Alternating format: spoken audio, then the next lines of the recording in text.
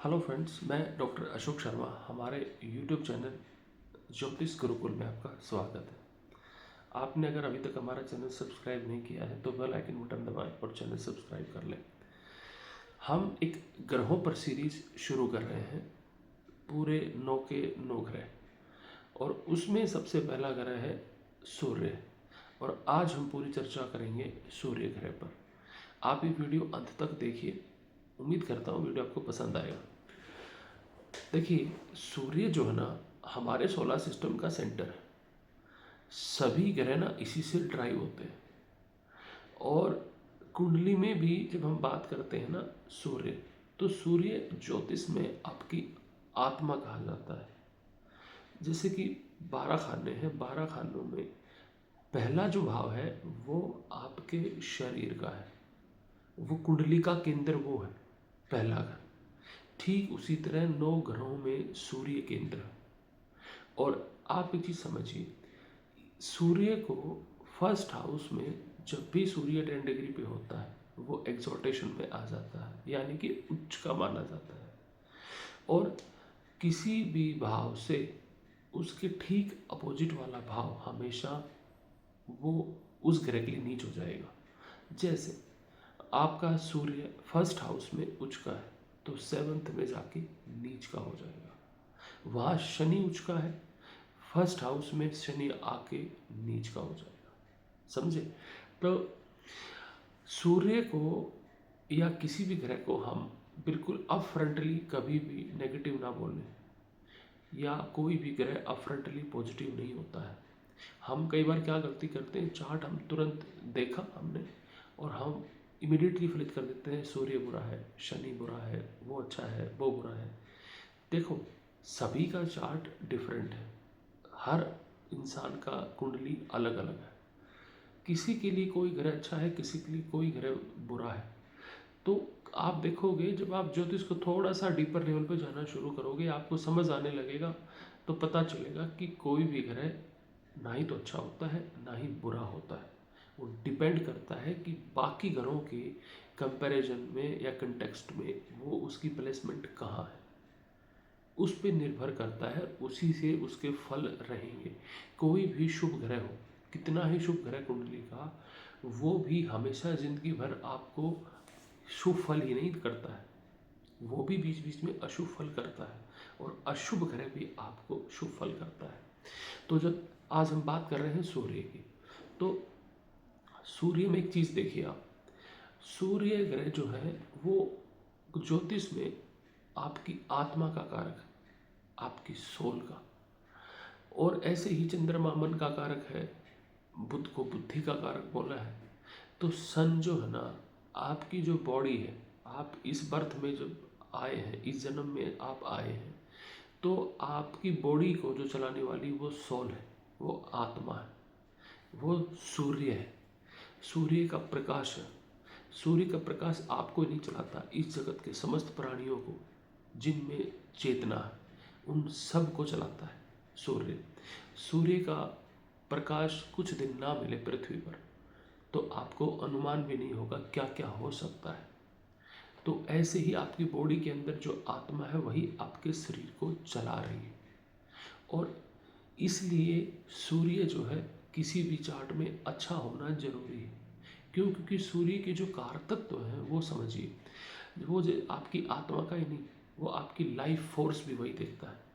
आपके अंदर जो सुप्रीम बनने की चाह है, जो लीडर बनने की चाह है, जो दूसरों को डोमिनेट करने की जो चाह है, या leadership authority, father figure, father ही नहीं फादर फिगर की बात कर रहा हूँ मैं, जो पिता तुल्य रोल निभाते हैं वो लोग भी।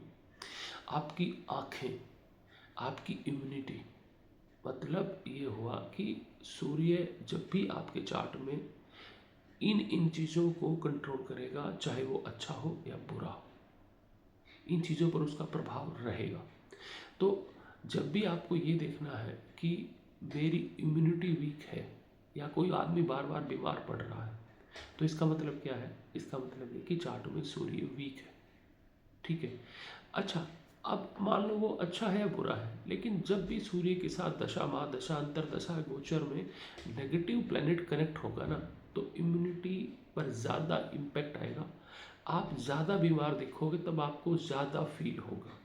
लेकिन अच्छा प्लैनेट कनेक्शन में आएगा तो आपको जो इम्यूनिटी है वो ज़्यादा परेशान नहीं करेगी, आपको डिसीज़ या बीमारियां जल्दी नहीं पकड़ेंगी।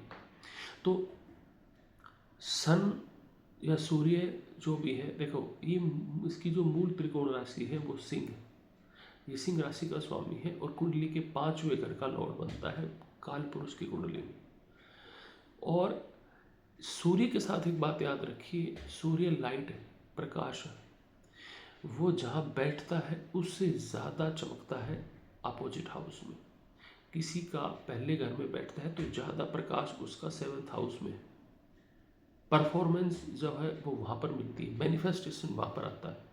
फॉर एग्जाम्पल किसी का 5th हाउस में सूर्य है तो 5th हाउस तो हाईली क्रिएटिव हो जाएगा, लेकिन उसका मैनिफेस्टेशन कहाँ दिखेगा आपको? वो दिखेगा आपके 11th हाउस में, पब्लिक में, बड़े बड़े ग्रुप्स में, बड़े बड़े कनेक्शंस में आपको वो चीज़ नज़र आएगी। अथॉरिटीज़ के साथ कनेक्शंस दिखेंगे आपको, वो उसको अच्छा स्टेज मिलेगा। ये सब चीज़ें आपको माइन्यूटली ऑब्जर्व करना चाहिए बर्थ चार्ट में।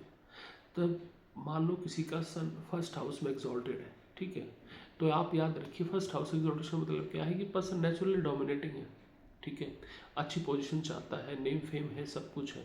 ठीक अपोजिट जो 7th हाउस है वो किस चीज़ का है? वो भी तो पब्लिक का है, रिलेशंस का है, वो आपके पार्टनरशिप का है, एसोसिएशंस का है, एग्रीमेंट्स का है लोगों के साथ। तो इन एरियाज़ में आप अथॉरिटी के साथ प्रोमिनेंटली लोगों में अपीयर होते हो, क्योंकि मैनिफेस्टेशन वहाँ जाके हुआ।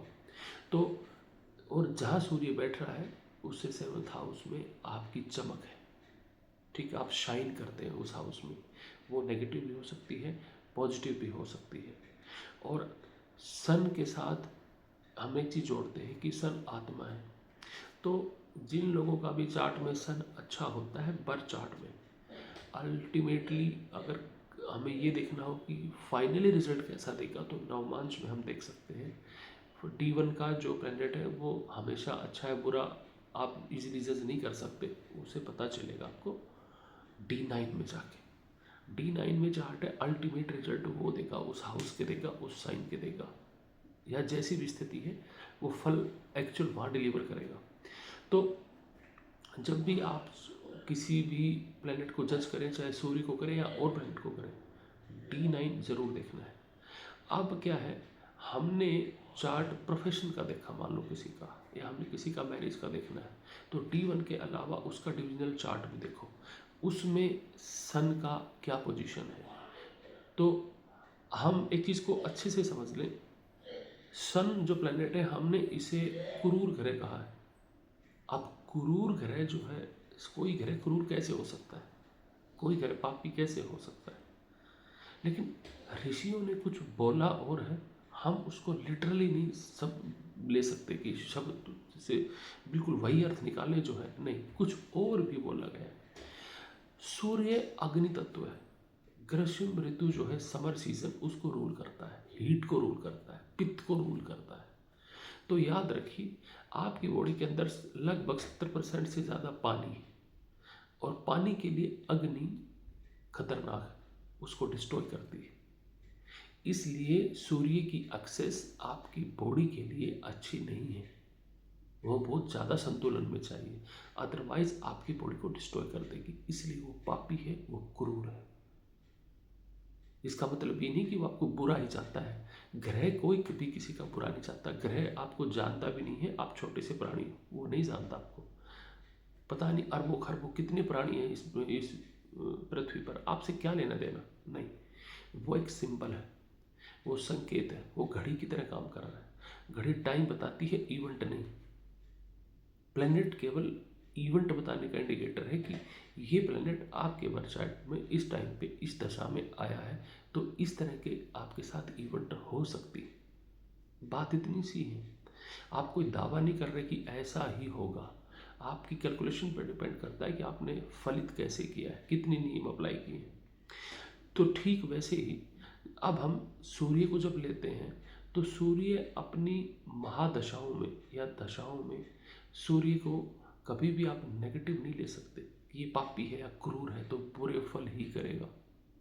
अब देखो, आप एक चीज़ को समझिए, सिंह का वो लॉर्ड है, तो इसके जो 3 नक्षत्र हैं वो भी जहाँ पे ग्रह बैठा है या जहाँ ग्रह की राशि है वहाँ से त्रिकोण को लीजिए, उन नक्षत्रों में उसका प्रभाव रहेगा। त्रिकोण के हाउस में जो नक्षत्र आ रहे हैं उन पे प्रभाव रहेगा।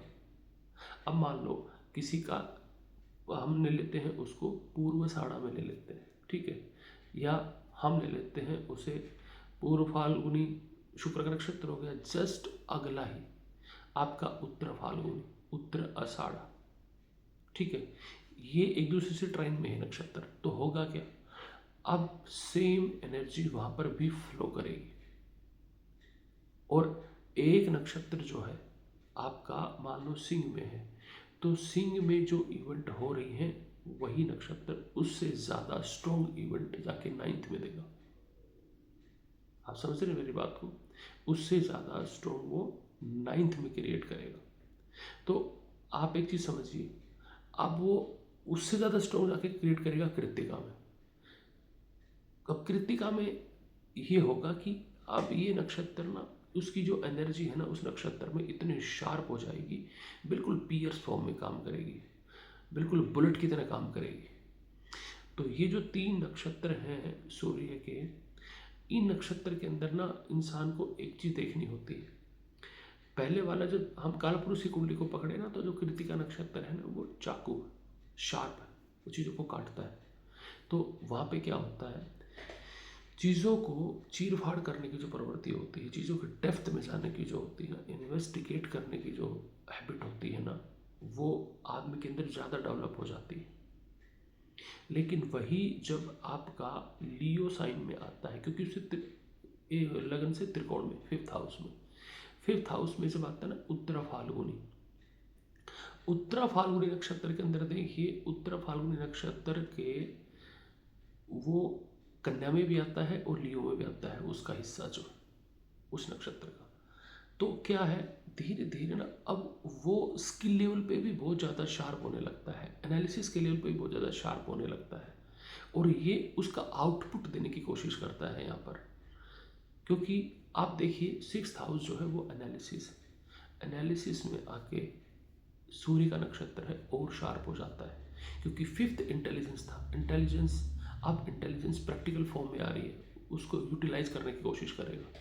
तो यहाँ पे जो चीज़ें हैं, बुद्धि जो है वो नेक्स्ट लेवल पे काम करती है, ठीक है। फिर जैसे ही वो आपका 9th हाउस में चला गया, वहाँ पे जब जाएगा तो आप एक चीज़ को समझिए, वहाँ पे मान लो आपका उत्तराषाढ़ा नक्षत्र है, तो अब आपकी बुद्धि ना, अब आपको चीज़ों को डेप्थ लेवल पे लेके चली गई है, आपको अलग लेवल के एक्सपीरियंस है, स्पिरिचुअल एक्सपीरियंस हाई लेवल के, क्योंकि 9th हाउस स्पिरिचुअलिटी का भी है, धर्म का भी है। क्योंकि ज्योतिष में जो आप एक चीज़ को समझेंगे डेप्थ में, तो आपको पता चलेगा वैदिक ज्योतिष आपको मुक्ति की तरफ ही लेके जाती है। भारतीय जो ज्ञान परंपरा है उसका एक ही मकसद है, आपकी मुक्ति, तो आपको मुक्ति की तरफ लेके जाता है। तो सूर्य भी आपको मुक्ति की तरफ कैसे बढ़ा रहा है, वो इस तरह बढ़ा रहा है, तीनों नक्षत्रों में अलग अलग उसकी जर्नी। चार्ट में जहाँ पर भी आपका सूर्य है, देखो उस चार्ट में ना आदमी को ईगो आता है, आदमी के अंदर ना थोड़ी मैं ज़्यादा आती है, और इस वजह से ये अपने आप को जिस हाउस में बैठता है उस हाउस के सिग्निफिकेशन से या कारक तत्वों से अपने आप को अलग करने की कोशिश करता है, ठीक है। मैं आपको समझा देता हूँ, मान लो आपका 4th हाउस में सन है, तो इसका मतलब क्या है, वो सन जो आपको अपने ईगो के कारण, अपनी अथॉरिटेटिव नेचर के कारण वो अपने परिवार से व्यक्ति को अलग कर देता है। ठीक वैसे ही 1st हाउस में है तो क्या है, वो सभी से अलग रहने की प्रवृत्ति करता है, और वो जो वहाँ जाएगा या वहाँ से कनेक्ट होना प्रेफर करेगा जहाँ उसे ज़्यादा इज्जत मिलती है, ज़्यादा नेम फेम मिलती है, वो सामान्य लोगों में जल्दी से नहीं बैठ पाएगा, ये उसके साथ ट्रबल है। तो आप कुंडली में धीरे धीरे धीरे धीरे सन को जब समझ के अप्लाई करना शुरू करेंगे, तब आपको एक चीज़ समझ आ जाएगी, कोई भी ग्रह अच्छा या बुरा नहीं है। देखो वीडियो ज़्यादा बड़ा हो जाएगा, अदरवाइज़ हम इस पर काफ़ी लंबा वीडियो ले सकते हैं, लेकिन क्या है हम केवल छोटा वीडियो दिया, हमने ब्रीफ इंट्रोडक्शन दिया है। अब हम आगे आगे कंटिन्यू करेंगे, तब आपको बीच बीच में अब हम कभी भावों पे, कभी सन के एक सिग्निफिकेशन को एक्सप्लेन करने के लिए अलग अलग तरह के वीडियो देंगे। अब हम आगे मिलते हैं चंद्रमा के वीडियो में। आज के लिए इतना ही। Thank you.